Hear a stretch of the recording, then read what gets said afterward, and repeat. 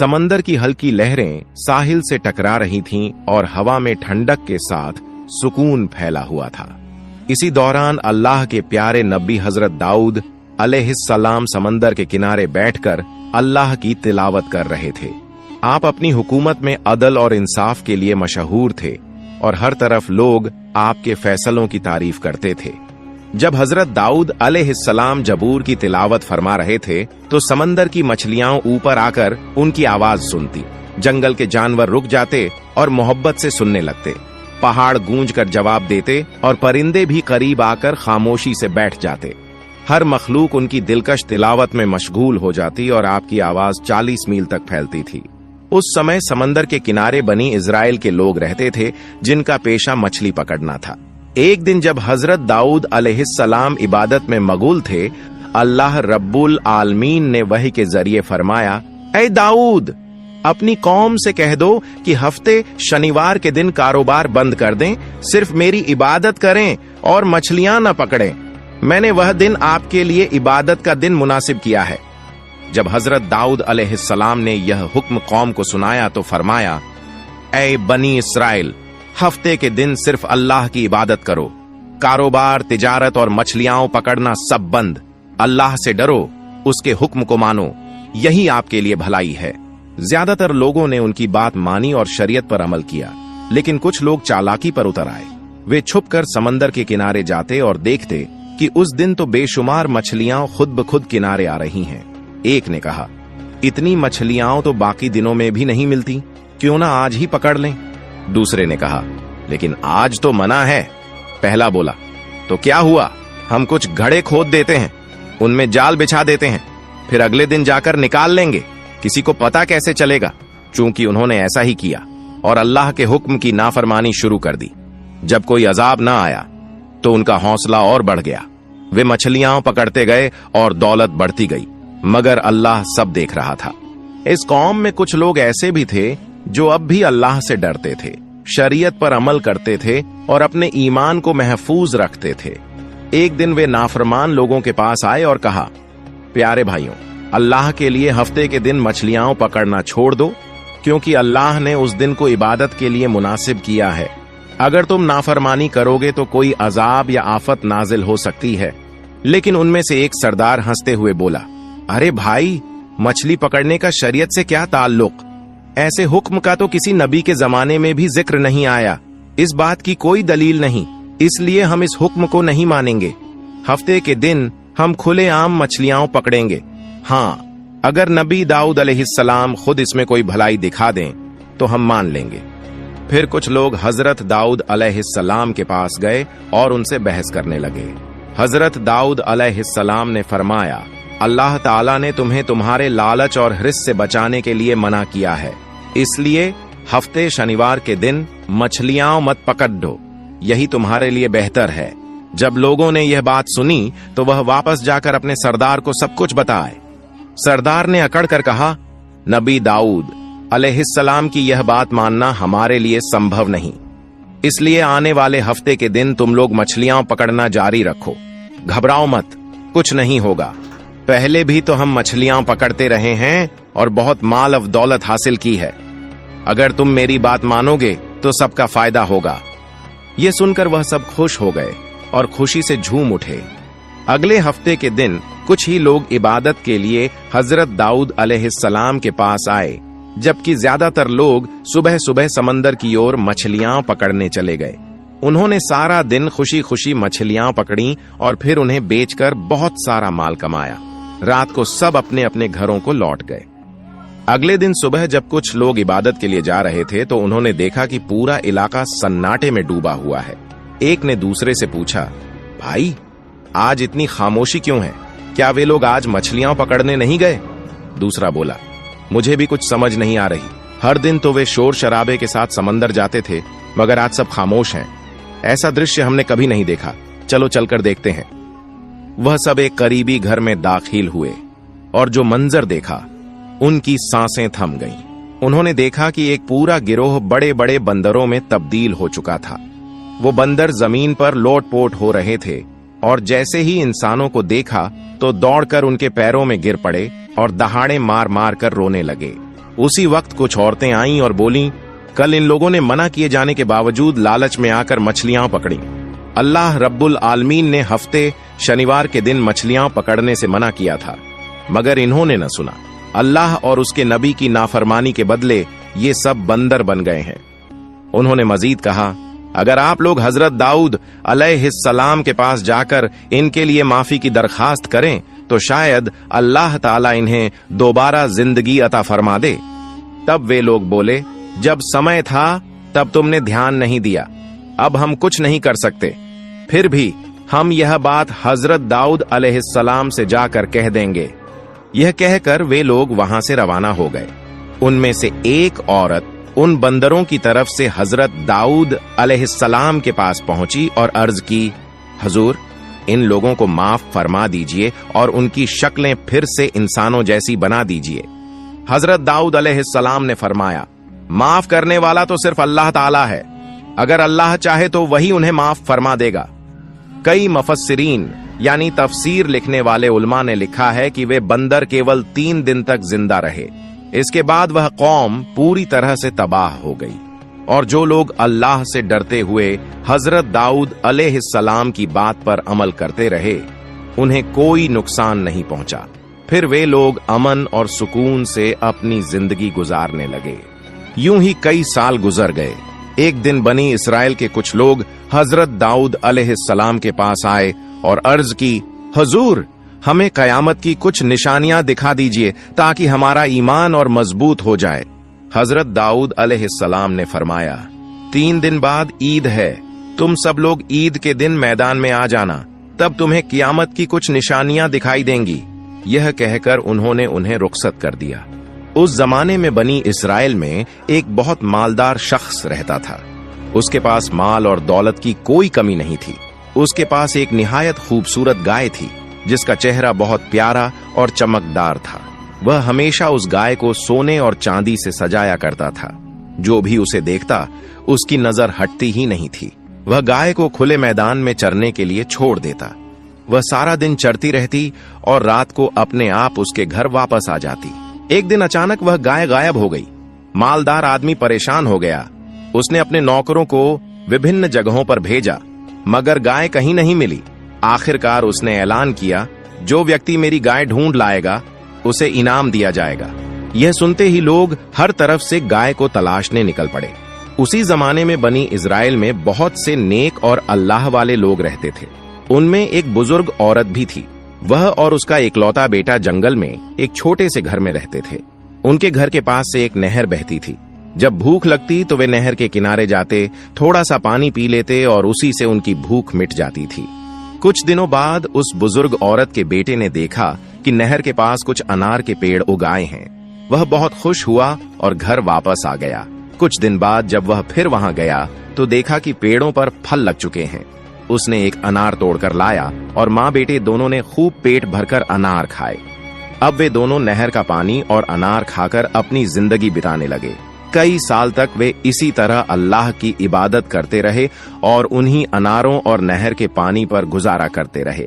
एक दिन वह बेटा अपनी माँ से बोला, माँ, हम कई साल से एक ही तरह का खाना खा रहे हैं, अब दिल चाहता है कि बाजार से कुछ और खाने पीने का सामान ले आऊं। माँ ने कहा, बेटा, तुम पैसे कहां से लाओगे? बेटे ने जवाब दिया, माँ, मैं अनार के पेड़ से 2 फल तोड़ लाऊंगा, बाजार जाकर बेच दूंगा और जो रकम मिलेगी उससे खाने पीने की चीजें खरीद लाऊंगा।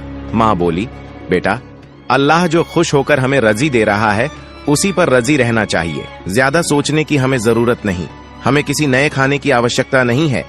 माँ की बात सुनकर भी बेटे को तसल्ली नहीं हुई। वह बार बार यही बात दोहराता रहा। आखिर माँ नाराज होकर बोली, जो तुम्हारा दिल चाहे वह करो। अगले दिन वह लड़का अनार के पेड़ से 2 फल तोड़कर बाजार चला गया। फल बेचकर जो रकम मिली उससे उसने बहुत सारा खाना खरीद लाया। जब माँ ने यह सब देखा तो उन्होंने कुछ नहीं खाया। बेटे ने कहा, माँ, अगर आप नहीं खाएंगी तो मैं भी नहीं खाऊंगा। माँ मजबूर होकर थोड़ा सा खाना खा ली। यूं वह दिन गुजर गया। दूसरे दिन जब लड़का फिर अनार के पेड़ के पास गया तो उसने देखा कि पेड़ पर कोई फल नहीं है। मायूस होकर वह घर लौट आया और बोला, माँ, आज पेड़ पर कोई फल नहीं है। माँ खामोश रहीं। यूं 3 दिन बीत गए। मगर पेड़ पर कोई फल नहीं आया। अब माँ बेटा दोनों बहुत भूखे हो गए। वे दोनों परेशान होकर इधर उधर चक्कर लगाने लगे। इसी दौरान उन्होंने देखा कि एक खूबसूरत और स्वस्थ गाय उनके घर के पास घूम रही है। यह दृश्य देखकर दोनों बाहर आए। अल्लाह के हुक्म से गाय की जबान खुल गई। गाय ने कहा, तुम लोग मुझे ज़बह कर दो और मेरा गोश्त खा लो। अल्लाह ताला ने मेरा गोश्त तुम लोगों के लिए हलाल कर दिया है।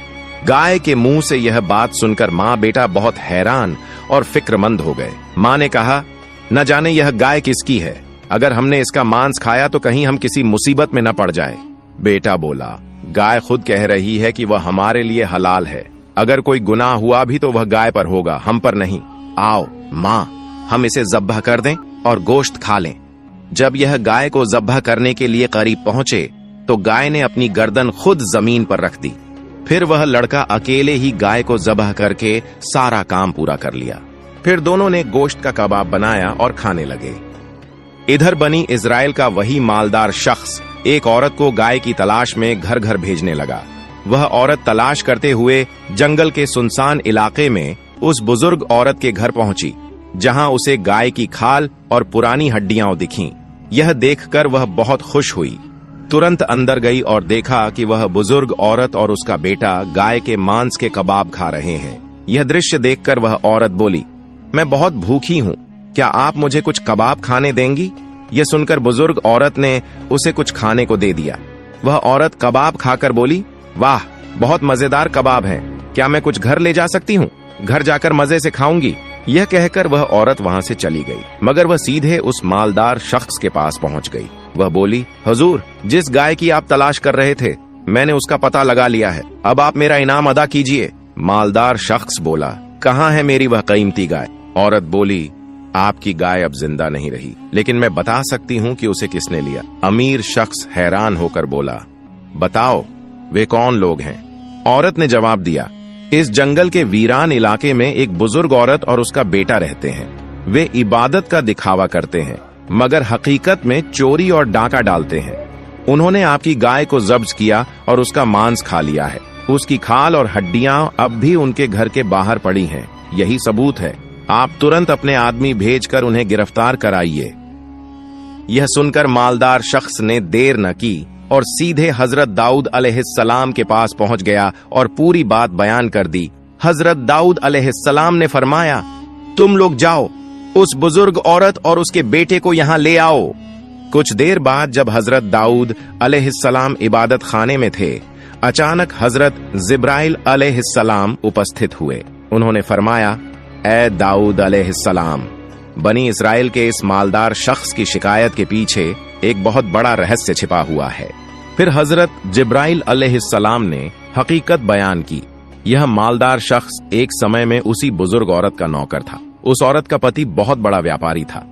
एक दिन वे दोनों, नौकर और मालिक, व्यापार के लिए शाम की तरफ रवाना हुए। कई दिनों के सफर के बाद जब दोनों थक गए तो एक वीरान जगह पर आराम करने लगे। उसी समय उस नौकर के दिल में बुरा ख्याल आया और उसने सोते हुए अपने मालिक यानी उस बुजुर्ग औरत के पति को मार डाला। फिर वह सारा माल, मवेशी और बकरियां लेकर मिस्र चला गया। वहां जाकर उसने सब कुछ बेच दिया सिवाय उस गाय के। उसी गाय की वजह से वह अमीर और मालदार बन बैठा। मुल्क वापस आया, झूठ बोलकर लोगों को धोखा दिया और समाज का सबसे बड़ा मालदार समझा जाने लगा। जान लीजिए, जिस गाय को उस बुजुर्ग औरत और उसके बेटे ने ज़बह किया वह असल में उसी बुजुर्ग औरत के शौहर की थी, और इस मालदार शख्स की सारी दौलत दरअसल उसी हलाल कमाई से बनी थी जो उस औरत के शौहर की मेहनत की कमाई थी। इसलिए ए दाऊद अलैहिस्सलाम, अब आप इस पूरे वाकये को सामने रखते हुए इंसाफ के साथ फैसला फरमाइए। यह कहकर हजरत जिब्राइल अलैहिस्सलाम तशरीफ ले गए। कुछ देर बाद उस बुजुर्ग औरत और उसके बेटे को दरबार में लाया गया। तब हजरत दाऊद अलैहिस्सलाम ने ऐलान फरमाया कि सब लोगों को बता दो, इस वाकये का फैसला कल ईद के मैदान में होगा और मैं सबको कयामत की निशानी भी दिखाऊंगा। यह कहकर सबको रुखसत कर दिया गया। अगले दिन ईद के मौके पर लोग एक एक करके ईदगाह में जमा होना शुरू हुए। जब वक्त मुकर्रर हुआ तो हजरत दाऊद अलैहिस्सलाम ने अपनी दिलकश आवाज में जबूर शरीफ की तिलावत फरमाई। जिसे सुनकर हर शख्स मोहब्बत और एहतराम के साथ सुनता रहा। फिर हजरत दाऊद अलैहिस्सलाम ने उस अमीर शख्स, बुजुर्ग औरत और उसके बेटे को सामने बुलाया। हजरत दाऊद अलैहिस्सलाम ने अमीर शख्स से फरमाया, बूढ़ी औरत ने भूख की शिद्दत से तुम्हारी गाय को ज़बह करके खा लिया है। उनकी परेशानी को दूर करना मेरा फर्ज था, मगर मैं वक्त पर यह काम अंजाम न दे सका, जिसकी वजह से उन्होंने तुम्हारी गाय को ज़बह करने पर खुद को मजबूर पाया। इसलिए तुम इन्हें माफ कर दो। अमीर शख्स बोला, नहीं, मैं माफ नहीं करूंगा। बिना इत्तला के मेरी पसंदीदा गाय चुराकर खा ली गई है, आप इसका इंसाफ करें। हजरत दाऊद अलैहिस्सलाम ने फरमाया, अच्छा, फिर मैं तुम्हें गाय की कीमत और उसका मुनासिब मुआवजा अदा कर देता हूं। अब तुम इन्हें माफ कर दो। अमीर शख्स बोला, मैं माफ करने के लिए नहीं, बल्कि इंसाफ के लिए आया हूं। उसी वक्त हजरत जिब्राइल अलैहिस्सलाम की आवाज आई, ए दाऊद अलैहिस्सलाम, यह अमीर शख्स बार बार इंसाफ का तलबगार है, इसलिए आप इंसाफ के मुताबिक फैसला फरमाइए। फिर हजरत दाऊद अलैहिस्सलाम ने उस बूढ़ी औरत से पूछा, क्या तुम्हें इस बारे में कुछ कहना है? तब उस औरत ने कहा, हुजूर, मेरे शौहर एक नेक और कारोबार करने वाले इंसान थे। वह हमेशा अपनी आमदनी का आधा हिस्सा गरीबों और मुहताजों को दिया करते थे। एक दिन वह तिजारत के सिलसिले में शाम रवाना हुए, मगर फिर कभी वापस न आए। मैं अपने छोटे बच्चे के साथ बहुत परेशान हो गई। जालिम लोगों ने मेरी सारी जायदाद छीन ली। कई दिनों तक भूखे रहे। आखिरकार मैं एक जंगल के सुनसान मकाम पर जाकर अल्लाह की इबादत में मशगूल हो गई। पेड़ पर लगे फल भी बंद हो गए। हम दोनों भूख से तड़पने लगे। तभी एक दिन अचानक एक गाय हमारे घर के सामने आई और अल्लाह के हुक्म से इंसानों की तरह बोलने लगी।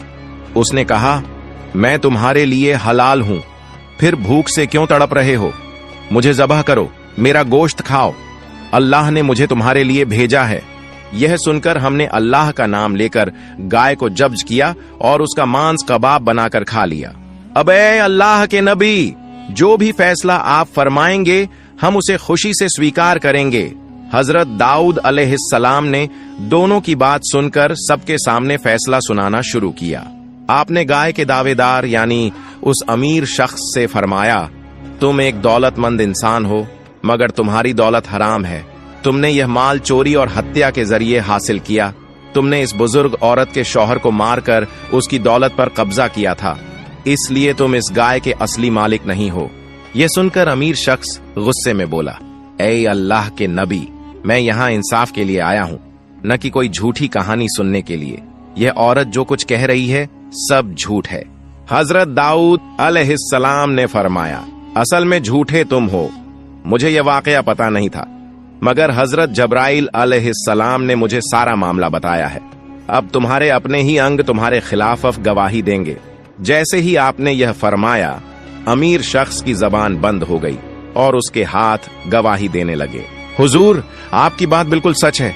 मैंने ही अपने मालिक का गला छुरी से काटकर उसे मार डाला था और फिर उसकी सारी जायदाद बेचकर बेहिसाब दौलत का मालिक बन गया था। इसके बाद उसके बाकी अंगों ने भी एक एक करके गवाही दी। तब हजरत दाऊद अलैहिस्सलाम ने फैसला फरमाया, इस अमीर शख्स की सारी दौलत इस बुजुर्ग औरत को वापस लौटा दो और उसे मौत के दंड से मुआवजा दिया जाए। फौरन यह हुक्म लागू कर दिया गया। यह दृश्य देखकर पूरा बनी इज़राइल हैरानी में डूब गया। फिर हजरत दाऊद अलैहिस्सलाम ने फरमाया, आज का यह वाकया तुम्हारे लिए कयामत की निशानी है। दुनिया में इंसान जो कुछ भी करता है, कयामत के दिन उसके अपने ही अंग उसके खिलाफ गवाही देंगे। इसलिए कयामत की भयावह सजा से बचने के लिए शरीयत पर अमल करना जरूरी है। यही तुम्हारे लिए भलाई है।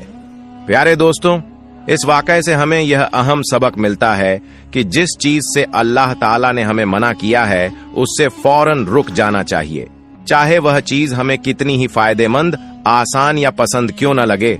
अल्लाह का हुक्म सबसे बढ़कर है। जो लोग अल्लाह के मना करने के बावजूद अपनी ख्वाहिशों के पीछे चलते हैं, आखिरकार नुकसान उठाते हैं, और जो लोग अल्लाह के हुक्म के सामने झुक जाते हैं, वही कामयाब होते हैं। ऐ अल्लाह, हमें अपने हुक्म की तामील करने वालों में शामिल फरमा और कयामत के दिन के अजाब से बचा। आमीन। प्यारे दोस्तों, अगर आपको मेरी वीडियो पसंद आई हो तो मेरी वीडियो को लाइक करें और मेरे चैनल को सब्सक्राइब करें। मिलते हैं अगली वीडियो में। फई अमानिल्लाह।